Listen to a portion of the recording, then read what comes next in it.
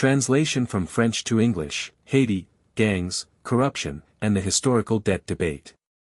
This translation was brought to you by Gesner Deslandes, Engineer-in-Chief at globalinternet.py. Date: July 7, 2026. Interview on Haiti's crisis, gang violence, and the historical debt to France. It's dramatic and it's terrible. But again, there were elements of the police who were able to fight, along with the population as well. Does this mean that the gangs are not acting randomly, but that there is a real strategy? You said something serious. You spoke of complicity between the gangs and, I imagine, certain politicians. All of this is coordinated, in your view. But there have been UN reports for years that have shown complicity, even showing that a president had even created gangs. And there have been reports showing they funded gangs. But today. But it's a continuation. And that's why I think it's important to say that we are not even in a transition. It's called a transition, but it's the same regime with the same level of corruption, the money of intelligence. It was shown as soon as they came to power. They tried to cover up a corruption scandal with a bank. So there hasn't really been a change of regime, since we're still at the same level of corruption, the same level of impunity, the same level of violence. But they still promised that there would be elections by February 2026. Do you think they're being sincere when they say they're preparing them despite the economic, security, and humanitarian difficulties? But nothing has been done to actually have elections. So the people control the situation, and we tell ourselves that the people in power must be in complicity with them, since everything was planned and they announce what they're going to do. So the takeover is practically total on the press, and it's a situation that causes me terrible pain for friends and the population. But there is resistance. The population resists nonetheless. There are protests. Unfortunately, last week's protests were dispersed by police with tear gas.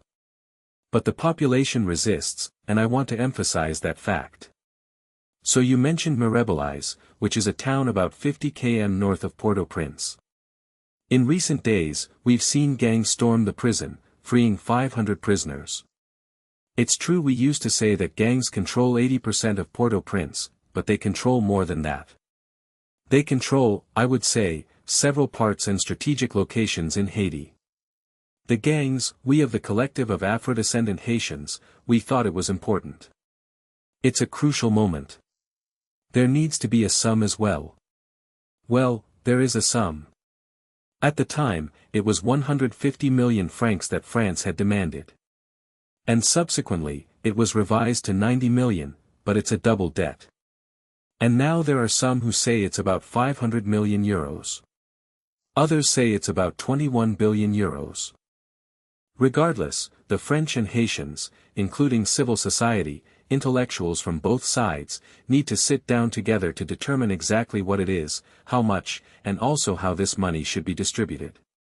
We are talking about healthcare, Haitian peasantry that has really suffered a lot because of this, because of the rural code that was put in place by President Boyer, suffered greatly from this injustice. So this restitution is necessary. It is a reparation for us that will have its full historical, ethical, and political weight. Thank you very much, Monique Kleska, for answering France 24's questions. And thank you to you for watching this program on our channels.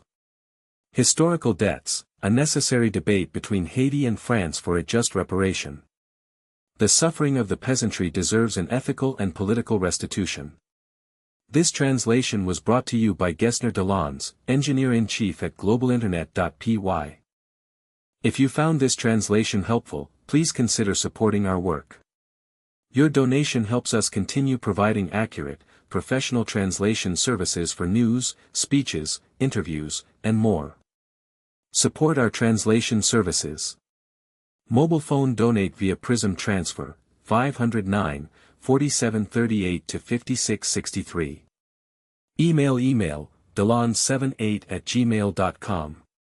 Globe with Meridian's website, https://globalinternetctp-abh7v6tnmskxxnfldcgk.streamlit.app. Contact info. Mobile phone 509-4738 to 5663, Moncash/Prism transfer. Email Deslandes78@gmail.com. Globe with Meridian's website, https://globalinternettcp-abh7v6tnmskxxnplardcgk.streamlit.app. Globalinternet.py, connecting the global market with our expertise.